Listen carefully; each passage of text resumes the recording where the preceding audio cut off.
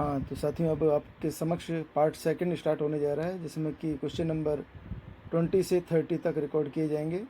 और इसमें 20 से जो 26 नंबर के जो क्वेश्चन हैं वह आपके लिए 4-4 नंबर के हैं, और बाकी जो क्वेश्चन है वो थोड़ी ज़्यादा नंबर के हैं। ठीक है ना। इसमें एक नक्शा भी आपके समक्ष प्रस्तुत किया जा रहा है, जिसमें 5 नंबर, 6 नंबर और 7 नंबर के प्रश्न शामिल किए जा रहे हैं। 4 प्रश्न ऐसे भी हैं जिनमें अथवा भी प्रस्तुत किया जाएगा, और वो भी रिकॉर्ड करके प्रस्तुत किया जा रहा है। और आप सभी साथियों से निवेदन है कि इस रिकॉर्डिंग को अन्य साथियों तक ज़रूर शेयर करने का प्रयास करें और चैनल को सब्सक्राइब भी करें। रिकॉर्ड किया जा रहा है क्लास 10th के स्टूडेंट बंटी के साथ। मॉडल पेपर नंबर 1 पार्ट 2 प्रश्न संख्या 20। अशोक के धर्म की अवधारणा लिखी है। उत्तर: अशोक ने मनुष्य के नैतिक उन्नति के लिए जिन आदर्शों का प्रतिपादन किया उन्हें धम्म कहा जाता है। अशोक के धम्म का सार निम्नलिखित है। पहला, अशोक के अनुसार पाप कर्म से निवृत्ति, विश्व कल्याण, दया, दान, सत्य एवं कर्म शुद्धि ही धम्म है। दूसरा, साधु स्वभाव, कल्याणकारी कार्य करना, पाप रहित होना, व्यवहार में मृदुता एवं दया भाव सूचित रखना, प्राणियों का वध न करना अशोक के धर्म के प्रमुख सिद्धांत है। तीसरा, माता पिता व अन्य बड़ों की आज्ञा मानना, गुरुजनों के प्रति आदर, मित्रों, परिचितों, संबंधियों, ब्राह्मणों के प्रति दानशील होना व उचित व्यवहार करना धर्म की अन्य आवश्यक शर्तें हैं। चौथा, धर्म में अल्प संग्रह और अल्प व्यय का भी विधान था। 21वां, महाराणा प्रताप द्वारा मुगलों के प्रतिरोध का संक्षेप में वर्णन कीजिए। उत्तर: 28 फरवरी 1572 को महाराणा प्रताप मेवाड़ की गद्दी पर बैठे। अकबर ने महाराणा प्रताप को अधीनता स्वीकार करवाने के लिए 4 शिष्टमंडल भेजे, परंतु उसे सफलता नहीं मिली। अंत में 18 जून 1576 को महाराणा प्रताप और मुगलों की सेना के बीच हल्दी घाटी का युद्ध हुआ। राजपूतों ने मुगलों पर आक्रमण कर हमला किया और मुगल सैनिक जान बचाकर भागे। मुगल सेना की ओर से अकबर के आने की झूठी अफवाह पर मुगल सेना पुनः युद्ध के लिए आगे बढ़ी। झाला मन्ना के निवेदन पर महाराणा प्रताप मेवाड़ के भलाई के लिए युद्ध क्षेत्र में चले गए। अकबर अपने उद्देश्य से सफल नहीं हुआ। हल्दी घाटी के युद्ध के पश्चात प्रताप के दमन हेतु अनेक मुगल सेनापति भेजे गए, लेकिन उन्हें सफलता नहीं मिली। 1582 में दिवेर के युद्ध में प्रताप के पुत्र अमर सिंह ने शाही सेना पर धावे बोले और विजयी रहा। 19 जनवरी 1597 को अपनी मृत्यु से पहले प्रताप ने चित्तौड़ और मांडल को छोड़कर अन्य सभी क्षेत्रों को मुगलों से मुक्त करा लिया था। 22वां, औद्योगिक क्रांति का प्रारंभ सर्वप्रथम इंग्लैंड में ही क्यों हुआ? कोई 4 कारण लिखिए। उत्तर: सर्वप्रथम इंग्लैंड में ही औद्योगिक क्रांति का प्रभाव प्रारंभ होने का 4 कारण निम्नलिखित है। पहला, इंग्लैंड के पास एक विस्तृत औपनिवेशिक साम्राज्य था। इंग्लैंड में 18वीं शताब्दी के इस औपनिवेशिक साम्राज्य को कच्चा माल व नवीन बाजार उपलब्ध हुए। दूसरा, इंग्लैंड में लोहे और कोयले के खाने पास होने के कारण पक्का लोहा निर्माण में अधिक सुविधा हुई। मशीनों के निर्माण के लिए पक्का लोहा आवश्यक था। तीसरा, जब इंग्लैंड में सामंती व्यवस्था भंग हुई तो बड़ी संख्या में अर्धकुशल कारीगर शहरों में जा बसे। जैसे ही औद्योगिक क्रांति हुई तब से अर्धकुशल कारीगर नई मशीनों पर काम करने के लिए उपलब्ध हो गए। चौथा, यूरोप के अन्य देशों की अपेक्षा इंग्लैंड के पास बड़े बड़े कारखाने लगाने के लिए पूंजी उपलब्ध थी। इंग्लैंड की तत्कालिक परिस्थितियां पूंजी संग्रह तथा उसके उपयोग को प्रोत्साहित करने के लिए अनुकूल थी। 23वां, लोकतंत्र की सफलता के लिए आवश्यक परिस्थितियां कौन कौन सी है? कोई 4। उत्तर: पहला, शांति तथा व्यवस्था। लोकतंत्र की सफलता के लिए यह आवश्यक है कि देश में आंतरिक व्यवस्था सामान्य हो तथा युद्ध या बाहरी आक्रमण का भय नहीं हो। ऐसी व्यवस्था में सत्ता का विकेंद्रीकरण बना रहता है तथा व्यक्ति अपने स्वतंत्रता का उपभोग करते हैं। दूसरा, सुदृढ़ राष्ट्रीय अर्थव्यवस्था। लोकतंत्र की सफलता के लिए राष्ट्र की अर्थव्यवस्था का सुदृढ़ होना आवश्यक है। ऐसी स्थिति में राज्य में औद्योगिक शांति बनी रहती है। तीसरा, आर्थिक समानता की स्थापना। लोकतंत्र की सफलता संचालन हेतु राज्य में यथासंभव आर्थिक समानता का होना भी आवश्यक है ताकि राज्य में वर्ग संघर्ष की स्थिति पैदा न हो। चौथा, शिक्षित व जागरूक जनता। शिक्षित एवं जागरूक जनता से स्वस्थ जनमत का निर्माण होता है तथा जनता सरकार की लोकतंत्र विरोधी नीतियों व कार्यों का विरोध करने में समर्थ होती है। 24वां, भारतीय अर्थव्यवस्था एक विकासशील अर्थव्यवस्था है। कथन के पक्ष में 4 तर्क दीजिए। इसका उत्तर है भारतीय अर्थव्यवस्था एक विकासशील अर्थव्यवस्था है। पहला, 1980 के पश्चात भारतीय राष्ट्रीय आय एवं प्रति व्यक्ति आय में निरंतर वृद्धि हो रही है। 1991 से 2011 के बीच अर्थव्यवस्था की औसत विकास दर 6.8% रही, जो वृद्धि का द्योतक है। दूसरा, भारत की राष्ट्रीय आय में प्राथमिक क्षेत्र का योगदान निरंतर कम हो रहा है तथा तृतीय क्षेत्र का योगदान निरंतर बढ़ता जा रहा है। यह भारतीय अर्थव्यवस्था के विकास का संकेत है। तीसरा, वर्तमान में अकेले सेवा क्षेत्र का भारतीय राष्ट्रीय आय में योगदान का लगभग 60% हो गया है तथा व्यापार में लगातार वृद्धि हो रही है। चौथा, भारत में आर्थिक एवं सामाजिक आधार संरचना में तेजी से सुधार हो रहा है। विगत वर्षों में देश में विद्युत उत्पादन क्षमता में वृद्धि हुई, सड़क परिवहन का विकास हुआ, बैंकिंग एवं बीमा सेवाओं का व्यापक विस्तार हुआ, शिक्षा व स्वास्थ्य सेवाओं का विस्तार हुआ है। 24वें का अथवा, भारतीय अर्थव्यवस्था एक अविकसित अर्थव्यवस्था है। कथन के पक्ष में 4 तर्क दीजिए। अथवे का उत्तर, भारतीय अर्थव्यवस्था एक अविकसित अर्थव्यवस्था है। पहला, भारत की प्रति व्यक्ति आय काफी नीची है। वर्ष 2015 में भारतीय प्रति व्यक्ति सकल राष्ट्रीय आय में भारत का स्थान विश्व में 170वां रहा। दूसरा, शिक्षा व स्वास्थ्य जीवन की गुणवत्ता के 2 प्रमुख निर्धारक कारक है। भारत में शिक्षा का स्तर काफी नीचा है, साक्षरता दर नीची है, स्वास्थ्य सुविधा का अभाव है तथा जन्म के समय जीवन प्रत्याशा भी कम है। तीसरा, भारत की लगभग 1/4 जनसंख्या आज भी गरीबी रेखा के नीचे जीवन यापन कर रही है, जिसे मूलभूत आवश्यकताएं भी प्राप्त नहीं हो पा रही है। चौथा, देश की लगभग आधी जनसंख्या रोजगार की दृष्टि से कृषि पर निर्भर है, अतः कृषि पर अत्यधिक निर्भरता भी भारतीय अर्थव्यवस्था के अविकसित होने का प्रतीक है। पांचवा, मुद्रा के किन्हीं 4 प्रमुख कार्यों का उल्लेख कीजिए। उत्तर, मुद्रा द्वारा संपन्न किए जाने वाले प्रमुख कार्य निम्न प्रकार के हैं। पहला, विनिमय का माध्यम। यह मुद्रा का सबसे प्रमुख कार्य है। इसमें मुद्रा भुगतान के एक साधन के रूप में प्रयोग में ली जाती है। इससे विनिमय का कार्य काफी सुविधाजनक हो जाता है। दूसरा, मूल्य का मापक। मुद्रा मूल्य के समान मापक का कार्य करती है। इसकी सहायता से सभी वस्तुओं एवं सेवाओं के विनिमय मूल्य को मुद्रा के रूप में व्यक्त किया जा सकता है। तीसरा, विलंबित भुगतानों का मान। मुद्रा वह इकाई है जिसके द्वारा स्थापित या भावी भुगतान सरलता से निपटाया जा सकता है। ऋणों को भी मुद्रा के रूप में चुकाया जाना अत्यंत सरल है। चौथा, मूल्य का भंडार। मुद्रा मूल्य के संचय के रूप में कार्य करती है। मूल्य के भंडार के रूप में मुद्रा विशिष्ट है क्योंकि यह सर्वाधिक तरल परिसंपत्ति है। 26वां, विधिक जागरूकता लाने हेतु 4 उपाय सुझाइए। विधिक जागरूकता लाने हेतु निम्न उपाय किए जा सकते हैं। पहला, न्यायिक अधिकारियों एवं विधिक जागरूकता टीम के द्वारा विद्यालयों, महाविद्यालयों एवं सार्वजनिक स्थलों पर विधिक साक्षरता शिविरों का आयोजन किया जाए तथा लोगों की जागरूक किया जाए। दूसरा, विधिक जागरूकता हेतु मोबाइल वैनों के माध्यम से गांव-गांव में सचल लोक अदालत एवं विधिक जागरूकता अभियान चलाया जाए। तीसरा, दूरदर्शन, आकाशवाणी व कम्युनिटी रेडियो पर नियमित रूप से कानून की बात कार्यक्रम का प्रसारण किया जाए। ये कार्यक्रम साप्ताहिक तथा दैनिक हो सकते हैं। चौथा, जिला विधिक सेवा प्राधिकरण द्वारा लोगों को जागरूक करने के लिए पर्चे व लघु पुस्तिकाएं छपाकर वितरित करवाया जाए। 27वां, भारतीय राष्ट्रीय आंदोलन के द्वारा 1919 से 1947 के मध्य की प्रमुख घटनाओं की विवेचना कीजिए। उत्तर, भारतीय राष्ट्रीय आंदोलन के दौरान 1919 से 1947 के मध्य की प्रमुख घटनाएं। पहला, रोलेट एक्ट। 1919 में रोलेट एक्ट पास किया गया जिसके अंतर्गत किसी भी व्यक्ति को संदेह के आधार पर गिरफ्तार किया जा सकता था। उसे अपील, दलील और वकील का अधिकार नहीं था। इसे काला कानून कहा गया। दूसरा, जलियांवाला बाग हत्याकांड। 13 अप्रैल 1919 को रोलेट एक्ट के विरोध में जलियांवाला बाग में एक सभा आयोजित की गई। जनरल डायर ने अपने सैनिकों को भीड़ पर गोली चलाने का आदेश दिया जिसके फलस्वरूप 1000 व्यक्ति मारे गए। तीसरा, असहयोग आंदोलन। 1920 में गांधी जी के नेतृत्व में असहयोग आंदोलन प्रारंभ किया गया। इस आंदोलन में 30,000 व्यक्ति जेल गए, परंतु 5 फरवरी 1922 को चोरी चोरा की घटना के कारण गांधी जी ने असहयोग आंदोलन समाप्त कर दिया। चौथा है साइमन कमीशन।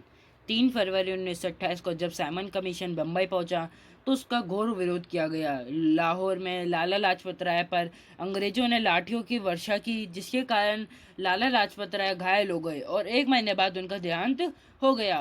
5वां, सविनय अवज्ञा आंदोलन 12 मार्च 1930 को गांधी जी ने अपने 76 कार्यकर्ताओं के साथ साबरमती आश्रम से डांडी समुद्र तट की ओर प्रस्थान किया। गांधी जी ने 6 अप्रैल 1930 को डांडी पहुंचकर अवैध नमक बना का कानून तोड़ा। यह आंदोलन तेजी से बाद में फैल गया। ब्रिटिश सरकार ने 60,000 लोगों को जेल में डाल दिया। छठा, व्यक्तिगत सत्याग्रह 17 अक्टूबर 1940 को कांग्रेस ने व्यक्तिगत सत्याग्रह आंदोलन शुरू कर दिया। इसमें 30,000 लोग जेल में गए थे। सातवां, भारत छोड़ो आंदोलन 8 अगस्त 1942 को अखिल भारतीय कांग्रेस समिति की बैठक में गांधी जी के भारत छोड़ो प्रस्ताव को स्वीकार कर लिया गया। गांधी जी ने करो या मरो का नारा दिया। इस आंदोलन में 10,000 से अधिक लोग गोलीबारी से मारे गए। 27वें का अथवा 20वीं सदी में राजस्थान के जनजातीय तथा किसान आंदोलन पर प्रकाश डालिए। अथवे को उत्तर राजस्थान में जनजातीय आंदोलन। पहला, भगत आंदोलन। भीलों के सामाजिक व नैतिक उत्थान के लिए गोविंद गुरु ने संप सभा स्थापित की व उन्हें हिंदू धर्म के दायरे में बनाए रखने के लिए भगत पंथ की स्थापना की। दूसरा, एक ही आंदोलन। मोतीलाल तेजावत भी एक प्रमुख जनजातीय नेता थे। उन्होंने भीलों, गरासियों आदि को अपने नेतृत्व में संगठित करने के लिए एक ही आंदोलन शुरू किया और सामंतों, शासकों की दमनकारी नीति व बेगार के प्रति अपना विश्वास प्रकट किया।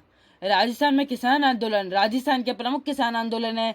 पहला, बिजोलिया किसान आंदोलन। दूसरा, सीकर किसान आंदोलन। तीसरा, बेगू किसान आंदोलन। चौथा, बरड़ किसान आंदोलन बूंदी। पांचवा, निमुत्रा किसान आंदोलन। इसमें किन्हीं दो का वर्णन निम्न प्रकार है। पहला, बिजोलिया किसान आंदोलन। बिजोलिया के जागीरदार किशन सिंह ने किसानों पर 84 प्रकार की लागबागों लगा दी थी। 1903 में किसानों पर चौवरी कर लगा दिया गया। 1906 में जागीरदार पृथ्वी सिंह ने लोगों पर तलवार बंदाई कर लगा दिया। अतः बिजोलिया के किसानों ने आंदोलन शुरू कर दिया। विजय सिंह पथिक के नेतृत्व में किसानों के आंदोलनों में तेजी आ गई। अंत में 1922 सरकार ने किसानों की 35 लागतों को माफ कर दिया। दूसरा, बेगू किसान आंदोलन। बिजोलिया किसान आंदोलन से प्रेरित होकर 1921 में बेगू के किसानों ने भी आंदोलन शुरू कर दिया, क्योंकि विभिन्न लागतों, लगान की ऊंची दरों व जागीरदारों के अत्याचारों के कारण बेगू के किसानों में घोर असंतोष व्याप्त था। 2 वर्षों के संघर्ष के बाद बेगू के जागीरदारों को झुकना पड़ा और उसने किसानों की मांग को स्वीकार करते हुए उनसे समझौता कर लिया। प्रश्न संख्या 28, संसद के सदन कौन कौन से है? संसद की शक्तियों का वर्णन कीजिए। उत्तर, संसद के सदन। संसद के 2 सदन है। पहला, लोकसभा। दूसरा, राज्यसभा।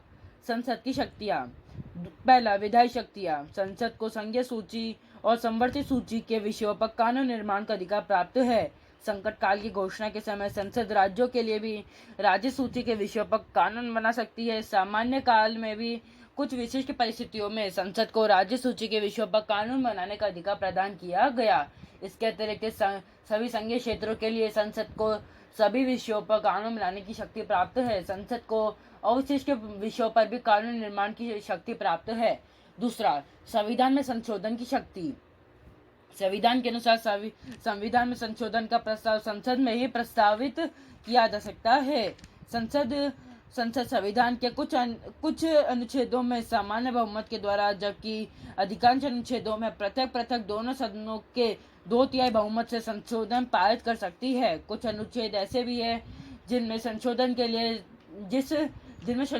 लिए संसद के दोनों सदनों के 2/3 बहुमत के साथ साथ भारतीय संघ के आधे राज्यों के विधानमंडल को स्वीकृत आवश्यक है। तीसरा, वित्तीय शक्तियाँ। भारतीय संसद को राष्ट्रीय वित्त पर पूर्ण अधिकार प्राप्त है और संसद प्रतिवर्ष राष्ट्रीय आय व्यय का लेखा को भी पारित करती है। चौथा, प्रशासनिक शक्तियाँ। संविधान के अनुसार संघीय कार्यपालिका संसद विशेष रूप से लोकसभा के प्रति उत्तरदायी होती है। मंत्रिमंडल के केवल उसी समय तक अपने पद पर रह सकता है जब तक कि उसे लोकसभा का विश्वास प्राप्त हो। पांचवा, अन्य शक्तियाँ। पहला, संसद के सदस्य राष्ट्रपति के निर्वाचन के लिए गठित निर्वाचक मंडल के अंग है तथा ये उपराष्ट्रपति का भी निर्वाचन करते हैं। दूसरा, संसद राष्ट्रपति के विरुद्ध या सर्वोच्च व उच्च न्यायालय के किसी न्यायाधीश के विरुद्ध महाभियोग का प्रस्ताव पारित कर उन्हें पदच्युत कर सकती है। प्रश्न 28 का अथवा लोकसभा का संगठन बताते हुए इसकी अध्यक्ष की शक्तियों का वर्णन कीजिए। अथवा का उत्तर, लोकसभा का संगठन। पहला, लोकसभा की अधिकतम सदस्य संख्या 552 हो सकती है।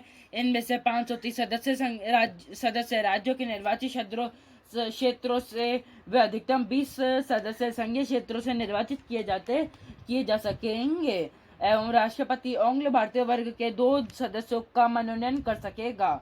दूसरा, लोकसभा के सदस्यों का चुनाव जनता द्वारा प्रत्यक्ष रूप से वयस्क मताधिकार के आधार पर होता है। तीसरा, योग्यताएं।